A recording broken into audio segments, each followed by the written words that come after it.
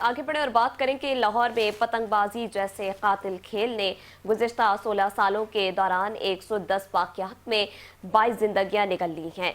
97 अफराद जख्मी हुए। लाहौर पुलिस ने कत्ल के 19 मुकदमात जबकि जख्मी होने के 74 मुकदमात दर्ज किए। 10 अफराद की रिपोर्ट लिखकर मजीद कार्रवाई न की गई। मजीद तफसीलात जानते हैं ब्यूरो चीफ लाहौर गौहर सईद से। जी गौहर, बताइएगा क्या तफसीलात हैं आपके पास? जी बिल्कुल, लाहौर में पतंगबाजी से कातिल खेल ने 2010 से 2025 तक 16 सालों के दौरान 110 वाकयात में 22 जिंदगियां निकली हैं, जबकि 97 अफराद जख्मी हुए हैं और लाहौर पुलिस ने कत्ल के 19 मुकदमात जबकि जख्मी होने के 74 मुकदमात दर्ज किए हैं। और आपको बता चलूं कि 10 अफराद की रिपोर्ट रोजनामसा में लिखकर मजीद कार्रवाई नहीं की गई और इन्वेस्टिगेशन पुलिस कत्ल के मुकदमात में दर्ज किसी भी मुलजिम को सजा नहीं दिलवा सकी है।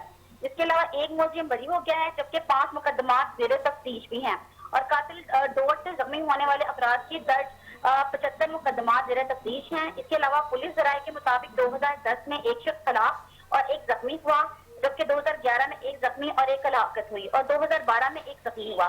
2013 में 2 अफराद सिटी डिवीजन में जख्मी हुए हैं और 2014 में सिटी डिवीजन में 2 शहरी कातिल डोर की भीड़ चढ़ गए थे।